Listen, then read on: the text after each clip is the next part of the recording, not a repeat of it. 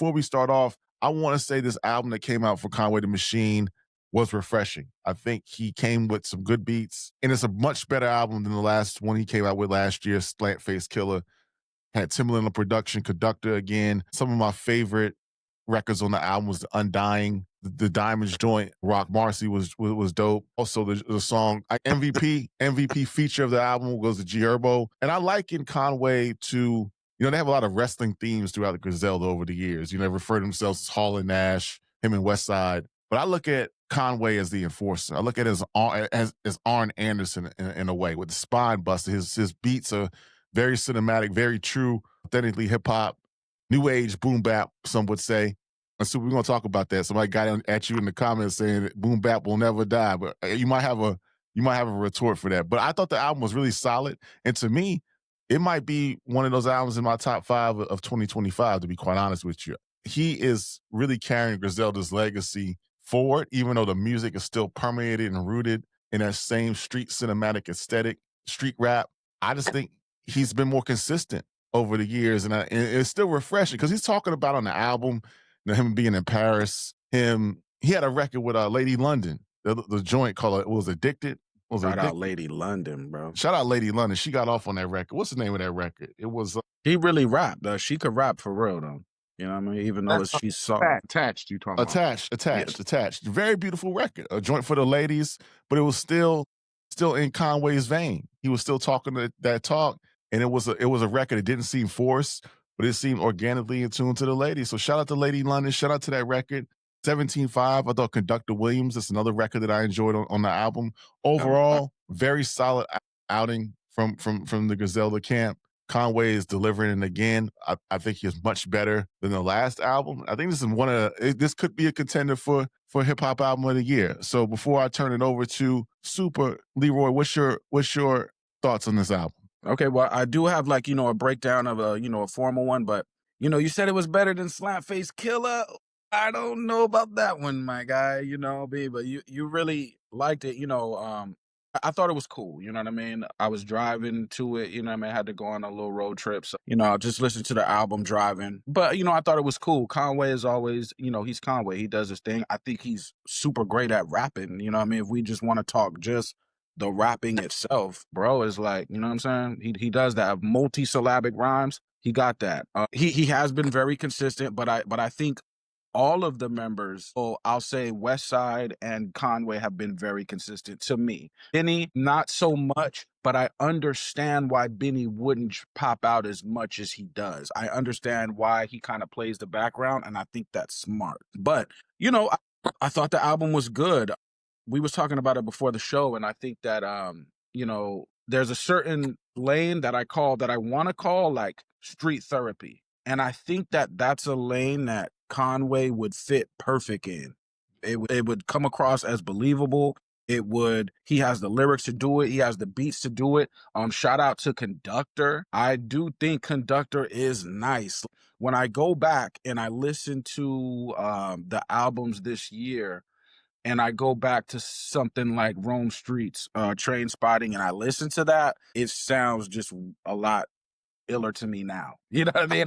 And I think Conductor, it has a lot to do with Conductor. You know what I mean? So I do think that if we're gonna say it's boom bap, and it is at its core, the way that he is he manipulates that or distorts that into his own type of vibe, I think that's fire. So overall, I think the album's cool. If it was out of 5, I would give it a solid 4, no problem. You know what I mean? So Super, what say you, sir? I thought the album was dope too. Some of the highlights to me though were Conway rapping over some of the more musical production for me. Some of the Griselda sound on the album were kind of let down, honestly, in my opinion. He got some dope beats where it's got that traditional sound, but I mean, we'll get more into it if we're gonna go song for song, and when we talk about it during your breakdown. For me, I really liked. I liked the whole album. Honestly, I thought some songs were a little bit too short that I would have maybe enjoyed a little bit. Like Mike said, like Ron said, the Undying song. I love that song. I like the concept where he was going in there. I just wish it would have been a little bit longer. Yeah. So that's one of my favorite songs, though. I do really like it. That one. I like Mahogany Walls too. I like Mahogany Walls. So all around from top to bottom, and like you said, I mean, I would probably give it maybe a 4.5. I think it's up there with some of the best albums that came out this year. I think that production wise, I like the boldness of Conway to step out of his comfort zone on a lot of the tracks too. It's dope. If you ain't heard it, you better go listen to it. It's real dope. Yeah, and Leroy, before you break it down, I mean, the sequence of the album was masterful. I mean, you go through it, you start from Gunpowder, Lightning Above the Adriatic Sea, BMG, Diamonds with Roc Marciano, Hell Let Loose. I thought that was dope with Wu Kid and Tony Yayo. Crazy Avery, the joint that Timbaland did. Another short record, but I thought Timbaland kind of blended in production-wise to what Conway was going for. The Painter, and then the Undying. The Undying is a song I put on repeat. Then you got New Devils with G Herbo. Otis Driftwood was cool. Then you got Mahogany Walls, was super talked about. Parisian Nights. I mean, You don't really find a flaw. I mean, I just named about 10 or 11 songs that you go straight through. And for 2025, I can't say I've heard an album. And we're going to have our year-end review next week. We're going to go through it. Leroy's got his list, which I won't reveal at the moment. Super has his list, which I won't reveal in the morning. But I'll give you a spoiler alert right now. And I'm going to listen to this album again. I'm going to give y'all a preview of the next show. My number one album of the year is Life is Beautiful, The Alchemist, Larry June, 2 Chainz. But that's it's a teaser, and I explain why in the next episode. But back to this. This Conway, the sequencing of the album is masterful. The beats, nothing really sounds forced. He's sliding on the beats lyrically. It's providing his core audience what they've always been accustomed to with Conway. And again, I liken him to Arn Anderson from the Four Horsemen. They like wrestling themes. He calls himself Nash, but this guy's in the force. It's brutal hip hop to his finest. So Leroy's got one of his infamous breakdowns. Break it down for us, brother. Okay, I'll break it down one for it. But just real quick, for someone who's very great at rapping, you know what I mean? I do think there is a point to where you have to find a custom producer or a producer specifically for your music. I'm saying if you are great at rapping and you could record whole albums in a weekend, I think the production becomes a thing. You know what I mean? So we'll talk about that later. The intro, Gunpowder, right? Which I thought it was an excerpt from Dr. Claude Anderson. If you know about him and what he stands for, as far as economics are concerned, then you know what it is. It actually is a H-Rap Brown from the Panthers. I'm well versed on Huey, Bobby Seale, Stokely Carmichael, not so much on H-Rap Brown. So I'll have to get into that, right? But he said, you're either, there's no in between. You're either free or you're a slave. I'll let people pick on what they think about that. You know what I mean? Just like the title itself, right? It's, bullets can't kill God or whatever, right? So the word God, depending on how you look at that, right? I look at everybody as like, you're the fingerprint of God, that's one perspective, right? So we have to learn to look at things from a different perspective or multiple perspectives. It's no right or wrong. Go ahead. Not to cut you off, Leroy, but that's a good point. Because throughout the album, he got the theme of Black empowerment throughout the whole album. It's a lot of skits that were bringing up that. Then he got the song "Black Man Is God." So could that bullets can't kill God? Could that God be the black man from the theme of the album? Right. Yeah, and that's what I'm saying. That's what BMG. But yeah, that's what I mean. Were you about to say something, Ron? No. I think my bad. The record. I Never Sleep, and then Hold Back Tears kind of touches on some of those themes as well. But continue, sir. Right. So because people, they look at God in a certain way, but I think if you're a child of God, well, then you probably are carrying some of God in you. So I get the concept, right? So he also said there's no second-class citizenship. But he made a point at the end, right, of that intro point where he's talking about gold turned to paper, right? So we're talking about the currency, we turn the gold to paper. So now, in this era, people are talking about turning the paper money into digital currency, right? Now, I don't know quite how I feel about that at this moment, right? But what I'm saying is the money itself continues to change, right? So the point of gunpowder is, if you really want to be free, I'll leave it up to y'all listen to the. Man, you trying to get? We just started the channel, Leroy. You trying to get us demonetized, man? No, I'm saying y'all listen. I'm saying I'm not gonna tell you. I'm not gonna tell Oz you. ain't trying to get free right now. I'm trying to get this YouTube to pop. I'm just joking. Hey, I'm not trying to tell people. I'm just saying, y'all go listen. And that's one thing about like me and doing these reviews and the next. I'm not trying to tell you what to think. I'm just telling you to go think. That's you know what I'm saying. That's the. I'm not. You don't have to think what I think, but just go there, right? So the first song, lightning over the Adriatic Ocean or something like that. I just wrote in my notes the lightning. The streets drove me crazy with all I've been through. And that's what I'm saying. I think that lane of, and I'm calling it street therapy. I think Conway fits perfect into that because he's very detailed in his rhymes. He's very open to be vulnerable. He's very open to express all his faults and mishaps and whatnot. And I think that's needed. BMG, we talked that was dope. And just his multi-syllabics. If y'all remember Big Pun, right? Everybody remembers Big Punisher. Come on now. Or Big L, or like their multi-syllabic way of rhyming. Conway is a master at that. The song Diamonds, the outro, it deals with like neighborhoods, right? How you have black neighborhoods and white neighborhoods. A lot of times, if you listen to the media, they say, black neighborhood, we're the cause of all the problems. There is a separation between black neighborhoods and white neighborhoods in America. And I think that separation needs to be called out because a lot of white neighborhoods, y'all don't even see a black person at all. So the complaining when when nobody black lives in your town, and if it is, it's one guy or it's a guy that's passing through to do a job. So we have to recognize, certain messaging in the media. The Painter was dope. Undying Love was dope. And the point of Undying, or the Undying, sorry, is the people before the individual. That's a jewel right there, because in this society, it's individual first. We come from a village kind of, and this is why when a lot of us are like, gang, or we represent where we're from, it's because we put the collective over the individual. Conductor killed it on Mahogany Walls, fire. New Devils, like you said, with G Herbo, fire. That deals with like forgiveness. Let's be real. Like we just saw a clip of like Mano passing by Troy Ave at a game or something like that. And there's some other things going on. Like forgiveness is like not really talked about in rap. And that happens a lot. Let's be real. Like dudes have problems.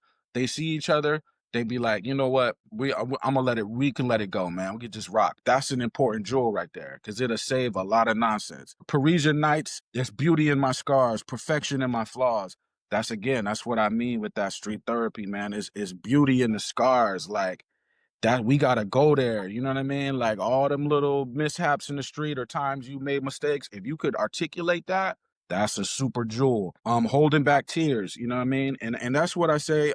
And also 17.5, that was fire by Conductor, man. I got to keep giving it up to Conductor because I really wasn't thinking about Conductor too much this year until it got towards the end. And then I was like, Conductor, he really did put a lot of dope beats out. So I got to give it up to him. But Holding Back Tears, the last song I got notes on. Again, that's what I'm saying. I'm going to stay there, man, as far as like a lane in it. I'm gonna call street therapy, and the reason why I say that is because if y'all out there, if y'all remember the lane that Joe Budden's had before he did the pod, Joe Budden had a specific lane. Like if you listen to his albums, and I think that lane is open. I don't think there's anybody who occupies that space, and I think Conway fits perfect right in that old Joe Budden lane, to where you're talking about street stuff, but you could connect the emotion with the street stuff. That's powerful. So, like I said, I get an album like a 4 out of 5. You know what I'm saying? And I thought it was dope, man. You know what I mean? All right. So Leroy says 4 out of 5. I think Super says it's about 4 out of 5, right? I give it a 4. I'll give it a 4.5. 4.5, and I'm leaning 4.5 as well. I like it. But for me, I do like the way that the thing is set with the Dr. Claude Anderson intro, and there's just the black empowerment and that black almost revolutionary spirit. This is what I keep talking about. The streets is the last line of the revolution in hip hop. So I got to give it up to Conway for keeping that spirit alive. When you listen to the theme of the album, it's black empowerment, it's black love, it's black revolutionary spirit throughout the album, but it's kind of told through his eyes, through his survival, and through what he done endured and what he done been through. And he's trying to be motivational. Like, if I can go through all this, then y'all can go through all this, and you can make it too, basically. You know what I'm saying? But I love the album. I mean, Lightning Above the Adriatic Sea, That's dope. I love to hear Conway rap over, full beats, full musical beats, something with more than just a lazy loop and gun noises in the background. I like where he gets the full beat. Right. I like when he There's a gets West Side shot. something that can change up his flow and his tempo. And to me, that's when he at his best. I like those Griselda beats ain't doing him no good for me. I don't think they at this point. I think that's actually holding him back. I like that he took the step out on the limb throughout this album and tried. He got a beat on here with Timbaland. I know he got a beat or two with Alchemist, but just the total sound of it. It's not that. It's still the Griselda sound for a nice portion of the album because I think he's purposely trying to do it. I know on one of the songs he was talking about like it's a skit at the end of the song where the guy is saying that I hope they never change. I hope they keep their sound the same. They brought that sound back. I hope they keep their sound the same. And then right after that, because what song was that? I think that was the song. That was right after. Was that after the G Herbo song or the song? Yeah, that's what I was gonna say. That's That's after what I was the gonna G say. Herbo Yeah, it's song. after the G Herbo joint. Yep. Right. Yeah. Because it's obviously that he took a chance. He rapped over some production that pretty much kind of fit G Herbo a little more. And G Herbo got off. It's a nice feature. They sound good together. I like the theme that they I like what they rapping about. I like what they saying on there. G Herbo cooked though, I can't lie. But it's not I'm not gonna compare verses and say who cooked who on the verse, but G Herbo got off a little bit. Oh, he slid. G Herbo slid. And we got to do a show. I want you to lead that show, Super. You've been beating the drums of G Herbo for a minute. I started checking for G Herbo maybe about 4 or 5 years ago out of the Chicago scene. And I said, this guy is a little bit different from these other cats in Chicago. He really can spit. And he really got a message in his music. So I want to have a whole show, a whole segment next show where we really talk about the underrating of G Herbo and what G Herbo contributes to this game called hip hop. I think dude is immensely talented. When we talk about Chicago, you definitely got to talk about him. Dirk gets a lot of the spotlight. Chief Keef got a lot of it back during his time. But G Herbo is something in Chicago that we really need to talk about and look at his music, where he's coming from. Right. And I know, Super, you've been talking about G Herbo for a very long time. Yeah, I mean, you're a Midwest legend up here. I mean, we love G Herbo. Me even as an older guy, I mean, I wasn't on the wave at first right away. But as time went on and you start to hear it more, and I'm here in the Midwest, I'm in Milwaukee, you start to hear more people playing it more and more often, and they start to grow on you. Then you start to dig into it, and I want to say it was his second album. I can't remember exactly what the name of it, but it was the one he did with him in Lakeside. That's when I really got on to G Herbo a little bit more and started paying attention to what he actually doing and saying a little bit more. And he been on fire lately. His feature run been pretty hot, and his album was pretty dope. So yeah, shout out to G Herbo. No doubt. And I want to piggyback on something that you said, Super, about the importance of the streets. Because a lot of times right now in the media, on these hip-hop podcasts, there's a lot of chatter saying that the streets is done. But we need the streets. And the streets, I think something you said was the streets might be the last line of defense for hip-hop. When you listen to this album by Conway, there's a consciousness in it. And the streets always produce conscious thought. It wasn't just the street shit that people think about and the negativity that comes from the street. The streets fostered a lot of collaboration, a lot of innovation. It also provided some level of safety in a way. Because you look back at over the movements of time, I'm gonna let you cook in a minute, Leroy. You look at movements of time that we had in our history, there was always a collaborative effort with the streets and the church, the streets and the nerds, the streets and the athletes. You always needed the streets. So to take out the streets and say the streets are dead, maybe some elements of the streets need to evolve or change, or maybe the streets were corrupted by forces outside of the streets to make it change in a more negative way. But we need rappers like Conway in this album, streaming the consciousness, talking to things that Leroy talked about as far as therapy and understanding how to navigate through these streets. But we can't eliminate it. And so there's some problematic language going out. We're probably going to get into it a little bit later on the show about the streets is dead. And I know, shout out to my boy Troy Ave. We're going to get him on the show. He said the streets is a myth. There's an element of the streets that's needed because in the history of our collective, it's always been a vital asset. So Leroy, you want to touch on that a little bit? Well, just to touch on that a little bit, there are areas in America where we got our own police departments, where street dudes made their own police force. Look it up, just Google it, y'all. I should have took better notes before I got on here, but because I was looking at it myself. But however, you could police your own neighborhood legally. There's no law that says you can't do that. If you get the people together, you get the funding together, and I don't mean just, you know, bullying your way through. I mean actually, because in neighborhoods where the older people actually know the youth and the relationship is, there is communication, because we do have neighborhoods where the youth and the OGs, they communicate on a regular basis. It has been proven that crime goes down, and you have older people in the neighborhood that patrol the neighborhood. Just Google it, y'all. They get paid to do it by the neighborhood itself. It's just black people patrolling their own neighborhoods. They just walk around making sure everybody's good. So I'm just saying, when we get to, so the real police never got to really go through there to do nothing. You know what I'm saying? So if we get to that stage, you know what I mean, that's powerful. You know what I mean? And of course, it's easier said than done, but it has been done. And I just say, if y'all just look it up, it has been done. And I'm talking about today, in today's times, like right now. There are places in America where black folks police their own neighborhood. It's like 20 of them. You know what I'm saying? I'm just telling you. So if we can get back there, that's powerful. You know what I'm saying? I'm gonna save my points for on that topic for a little later when we cover that subject a little bit. Going back to the Conway album real quick, that BMG, the Black Man is God album. If everybody took that Black Man is God approach and really applied those morals, the streets would be a lot better place. You know what I'm saying? I love that song. I love the beat on that, the BMG, dope lyrics. Some of the standout bars from on there for me was when he said, "They say I'm blessed." What you say? I say I'm blessed. They say it's luck. Well, lucky me. I love that bar. How he spent that bar in there, and I like I got the lamb. What do you say? Went and got the lamb. I went gyro on it like that. That bar. That's hard. He got a lot of nice quotables on the album. I know we're gonna have a different conversation on a different time, and it's gonna be a really very, very entertaining conversation. I think I know where Leroy stands when it comes to the Griselda camp, and I definitely know where Super stands. I'm a neutral party, so I can't call it either way. But I don't want to. I said some things on these pods before where it may seem that I've liked certain artists and Griselda's music a little bit more, but I will say that this Conway album is making me change my mind a little bit of who I'm thinking who the dopest in Griselda is, because I was a West Side guy for a while, but the way Conway is spitting, his last, 2 albums, I know he tried to do a little bit of experimental stuff on Slant Killah. It was a little different sound, but this album right here got me thinking who the real, the number one in Griselda might be Conway. Benny had a run for a minute, and Benny was giving that look. He was going to be the one that took Griselda to the mainstream. And then you had the artists and the curator of West Side Gun putting together these sonic and these artistic art gallery raps